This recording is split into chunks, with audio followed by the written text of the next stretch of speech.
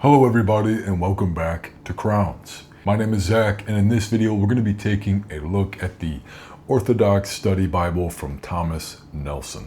We're going to go over some of the details, the layout, the footnotes, and help you determine whether or not this will be the right Bible for you. Now, this is one of the most affordable options for Orthodox study Bibles, but again, just to make it clear, this is the Thomas Nelson version, not the Ancient Faith version. Now, if you would like me to do a review of the Orthodox Study Bible from Ancient Faith, be sure to let me know in the comments down below.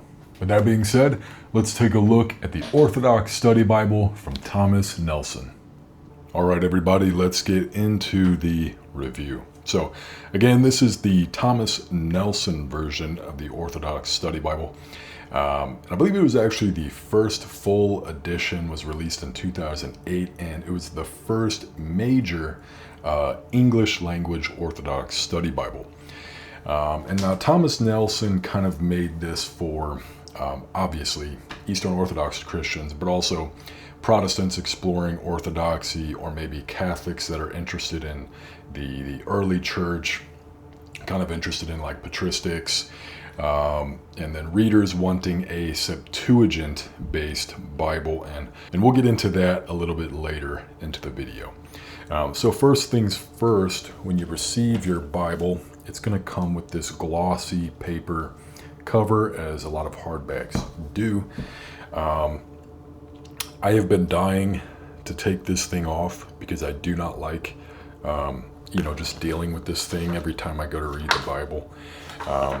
So for the last several days that I've spent time with this Bible, I've been waiting and counting down the time to rip that off, but I left it on for the sake of the review.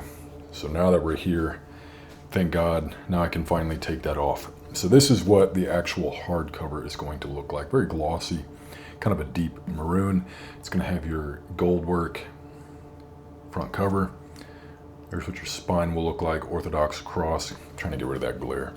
Orthodox cross, Orthodox Study Edition. And then you've got that Thomas Nelson logo down there. Now you're not going to get any gold edges. And this also is not going to be a sewn binding. This is going to be a glued binding, but you are going to get some pretty cool headers up there. Flipping into the first pages here, you've got a presentation page, followed by your introduction to the Bible, printed in the United States. You'll get your table of contents, acknowledgments, special recognition, introduction to the Orthodox Study Bible, and then you'll get your Old Testament books listed and compared. And this is kind of comparing between the three major branches of Christianity. So you've got your Orthodox, Roman Catholic, and Protestant. You've got your overview of the books of the Bible, the books of Moses, so on and so forth, books of the prophets. And then you're going to get an introduction to the Orthodox Church. Lots of good literature here. You can see kind of going into the Great Schism. It's going to talk a lot about disagreements between Eastern and Western theology, kind of what were the issues between the Orthodox Church and the Roman Catholic Church that led to the schism. And then you'll hop into your book, your first book of the Bible, Genesis, for kind of each introduction to each book. So you're going to have your author, your date, your major theme, the background, and then you will get an outline there as well. And now that we're here at the Old Testament, we'll get back to what is the Septuagint.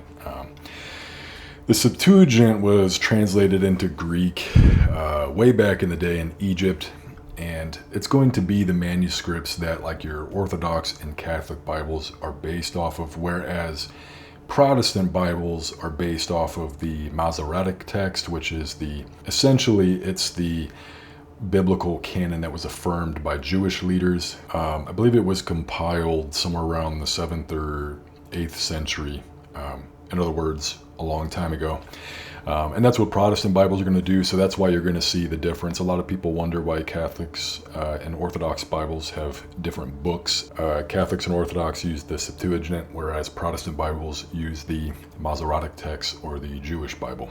So a fun fact for you, even though the Catholic Church and the Orthodox Church uses the Septuagint as the basis for the Old Testament, Orthodox Bibles will have a few extra books in there, like 3rd Maccabees, 4th Maccabees, 1st Ezra, so on and so forth. But the New Testaments will be the same across all 3 major branches. It's just when we get into the Old Testament, that's where the majority of disagreement is between the 3 major branches of Christianity. When it comes to the actual text block itself, we're going to be using a 9.5 font size, and then the footnotes are going to be a tiny bit smaller. I couldn't find that information online, but just from looking at it, it looks like it's probably dropped down to like a 7.5 or a 7. So if you're a little bit visually impaired, then you will definitely more than likely want to use reading glasses for the footnotes if you're accustomed to like large print Bibles and things like that. But if you're not visually impaired, you won't have any issues. It'll be completely normal like any other Bible. So this is probably a good time to talk about the size of the Bible. The hardback is going to be 6.2 by 9.3 inches, roughly 2.3 pounds. Those numbers probably don't mean anything to you, so I like to bring out something to kind of compare sizes. So this is a large iPhone, right? This is the 17 Pro Max, and you can see here. So it's not a massive Bible, so it is a pretty good hardback Bible in terms of size. I don't find it to be too big or too heavy or anything like that. Now, keeping on the subject of build quality, we'll take a look at the paper. Now, so the paper they went with for these is pretty thin.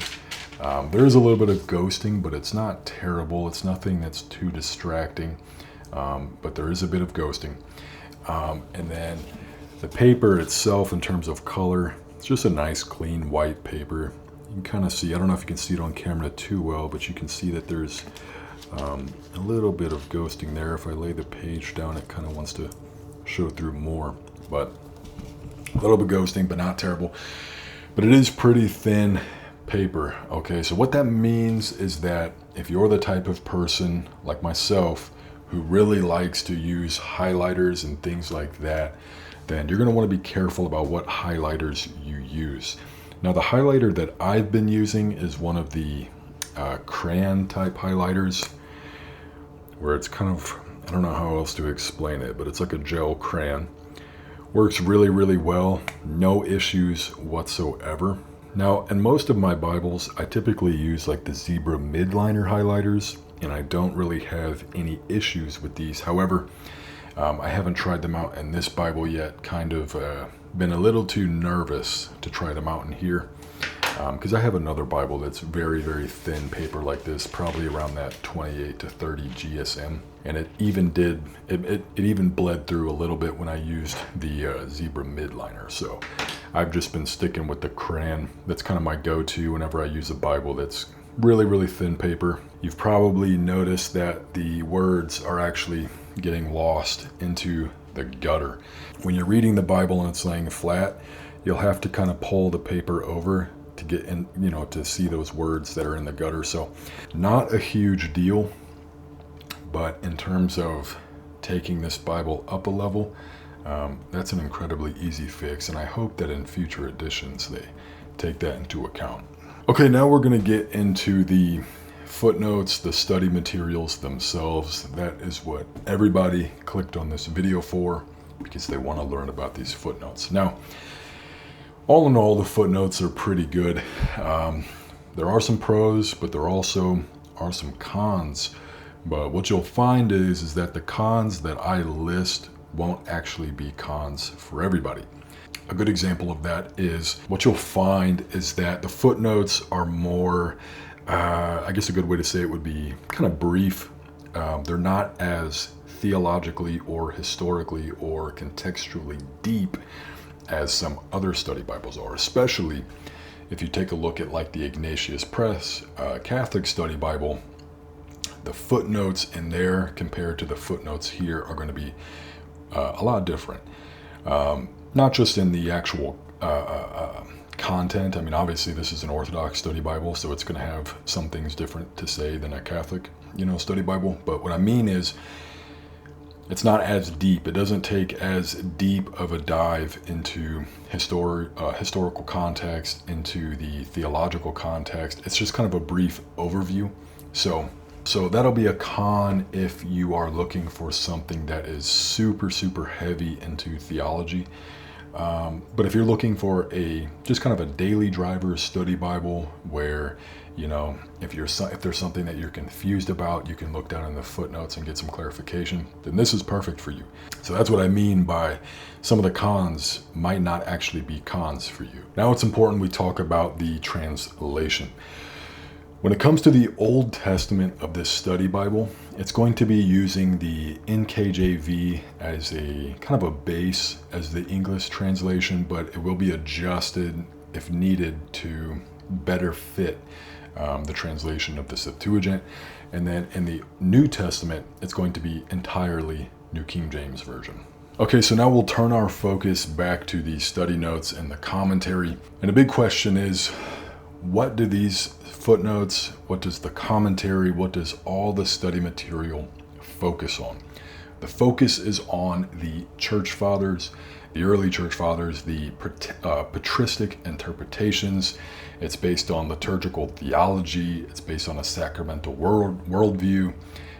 It's got a focus on typology. It's going to have a focus on topics like theosis. It's going to talk about topics such as icons and saints and apostolic tradition. So, in other words, this Bible is completely, utterly, and entirely an Eastern Orthodox study Bible. Very, very faithful addition to the Orthodox Church. So, one of the other pros in this Bible is the implementation of icons. These are like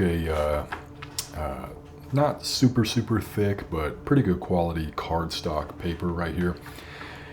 And you'll have your icons implemented with the title, the author, so on and so forth down there at the bottom. I like it when Bibles add artwork or icons in them, especially in today's day and age where everything is revolving around the internet and social media. I think sometimes we can be a little too detached from things of beauty, beauty that you can find in icons and sacred artwork and things like that. Just helps kind of reconnect you to such a human aspect of life, and that is to convey beauty and messages through artwork. With this Bible, become a more informed Christian, strengthen your personal commitment to Christ through Bible reading and prayer.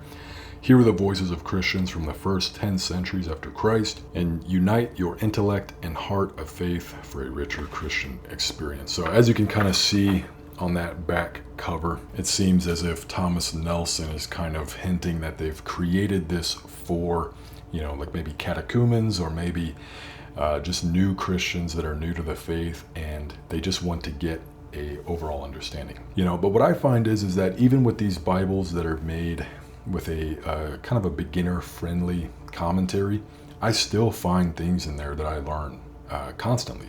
It's just a lot easier to digest, especially if you're reading multiple chapters a day, kind of do like full studies of books and stuff, and you're reading multiple chapters a day. I think you'll find that you're actually really going to like these footnotes. Okay, I think we've pretty much covered all there is to really cover for the footnotes. So what we can do now is hop to the back of the Bible and get into the study hopes. So we'll hop back in here into this section, which is just going to give you essentially a table of contents for your study hope section. You're going to get the Bible, God's revelation to man, just some literature for you to go through.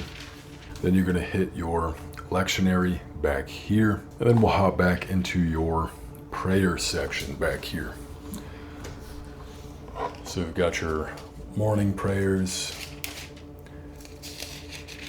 intercessory prayers, evening prayers, and then your index to the annotations, index to study articles. Get a few blank pages for note-taking here in the back, and then you'll hop into your full-color maps. Conquest of Canaan, Exodus from Egypt, the 12 tribes, David and Solomon's Jerusalem, the Holy Land of the time of Jesus, and then Paul's, do you get Paul's first missionary journey? Yeah, Paul's first missionary journey, and then you get Paul's second and third missionary journey. All in all, I really like this. I've spent the last about week and a half with it, and I've really enjoyed it. I think it's a great little Bible. Pointed out a few cons here and there with the Bible. However, keep in mind that this Bible is like $35. You know, there's going to be a little few cons you deal with. You know, as you're reading, you might have to pull the paper over, kind of lay it out flat, so on and so forth. Just very, very nitpicky things that aren't actually going to interfere with your reading. That's just me being nitpicky, trying to give you an honest review. Final verdict, Orthodox Study Bible, 2 thumbs up. Whoop, 2 thumbs up. Alrighty, and that will conclude our review of this Bible. I hope you all enjoyed watching this video, and I really hope that if you don't have an Orthodox Study Bible yet, then maybe this video has helped you in making that decision. Now, this Bible is by no means a premium Bible. However, for those of you who do not have a study Bible and are looking to get one that is affordable, this is really a great option. If you liked this review and you like Bible-related content, be sure to hit the like button. But if you didn't like the video, that's completely okay. Just hit the dislike button twice. And if you like this type of content, be sure to hit the subscribe button. It's completely for free, and you can stick with us for the long run and watch the channel as it grows. And be sure to tune in next Sunday because we will be having my first video essay being uploaded. I'm planning on doing a video essay series kind of covering the early church history, because if there's one thing that is super evident in apologetic videos and just the arguments and infighting amongst Christians, most of it comes down to a lack of knowledge in regards to early church history. So I'm hoping to kind of release a series of, this first one is going to be covering the First Council of Nicaea, and we'll kind of go through these video essays, learning about church history incrementally. And so that way, when somebody says something that is not really true, you can call it out and point them to the right direction. Learning church history is crucial, whether you're a Protestant, a Catholic, or an Orthodox Christian. It's going to help you avoid a lot of traps and a lot of heresies. And who knows, it might just help you avoid falling into the latest trap with the alien disclosure and worshiping the alien gods. With that being said, I hope all of you have a beautiful Sunday and a beautiful week, and I will see you in the next video.